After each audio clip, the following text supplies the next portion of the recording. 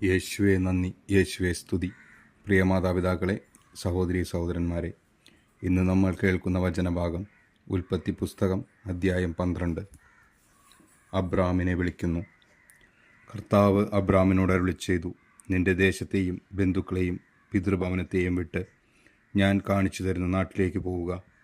ഞാൻ നിന്നെ വലിയൊരു ജനതയാക്കും. നിന്നെ ഞാൻ അനുഗ്രഹിക്കും. നിന്റെ പേര് ഞാൻ മഹത്തമമാക്കും. അങ്ങനെ നീ ഒരനുഗ്രഹമായിരിക്കും. നിന്നെ അനുഗ്രഹിക്കുന്നവരെ ഞാൻ അനുഗ്രഹിക്കും. നിന്നെ ശപിക്കുന്നവരെ ഞാൻ ശപിക്കും. നിന്നിലൂടെ ഭൂമുഖത്തെ വംശങ്ങളെല്ലാം അനുഗ്രഹീതമാകും. കർത്താവ് കൽപ്പിച്ചതനുസരിച്ച് അബ്രാം പുറപ്പെട്ടു. ലോത്തും അവൻ്റെ കൂടെ തിരിച്ചു. ഹാരാൻ ദേശത്തോട് വിട പറഞ്ഞപ്പോൾ അബ്രാമിന് 75 വയസ്സ് പ്രായമായിരുന്നു.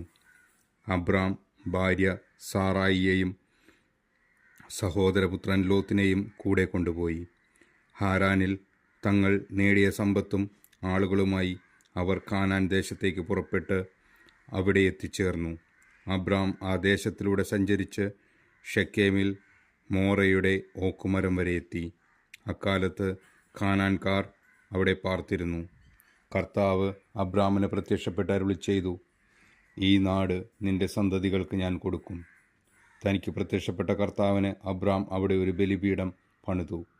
അവിടെ നിന്ന് അവൻ ബഥേലിന് കിഴക്കുള്ള മലമ്പ്രദേശത്തേക്കു കടന്നു. അവിടെ ബഥേലിന് കിഴക്കും ആയിക്ക് പടിഞ്ഞാറുമായി താവളമടിച്ചു. അവിടെ ഒരു ബലിപീഠം പണിത് കർത്താവിൻ്റെ നാമം വിളിച്ചു. അവിടെ നിന്ന് അബ്രാം നെഗേബിന് നേരെ യാത്ര തുടർന്നു. അബ്രാം ഈജിപ്തിൽ.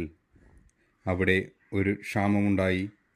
കടുത്ത ക്ഷാമമായിരുന്നതിനാൽ ഈജിപ്തിൽ പോയി പാർക്കാമെന്ന് കരുതി അബ്രാം അങ്ങോട്ട് തിരിച്ചു. ഈജിപ്തിലെത്താറായപ്പോൾ ഭാര്യ സാറായിയെ വിളിച്ച് അവൻ പറഞ്ഞു, നീ കാണാൻ അഴകുള്ളവളാണെന്ന് എനിക്കറിയാം. നിന്നെ കാണുമ്പോൾ ഈജിപ്തുകാർ പറയും, ഇവൾ അവൻ്റെ ഭാര്യയാണ്. എന്നിട്ട് എന്നെ അവർ കൊന്നുകളയും. നിന്നെ ജീവിക്കാൻ അനുവദിക്കുകയും ചെയ്യും.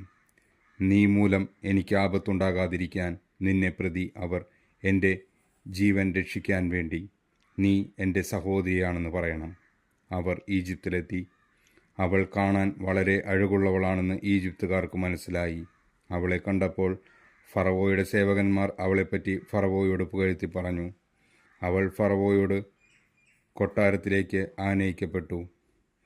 ഫറവോ അവളെ പ്രതി അബ്രഹാമിനോട് നന്നായി പെരുമാറി. അവന് ആടുകൾ, കാളകൾ, കഴുതകൾ, ഒട്ടകങ്ങൾ, വേലക്കാർ, വേലക്കാരികൾ എന്നിവ ലഭിച്ചു. പക്ഷേ അബ്രാമിൻ്റെ ഭാര്യ സാറായിയെ പ്രതി കർത്താവ് ഫറവോയെയും കുടുംബത്തെയും മഹാമാരികളാൽ പീഡിപ്പിച്ചു.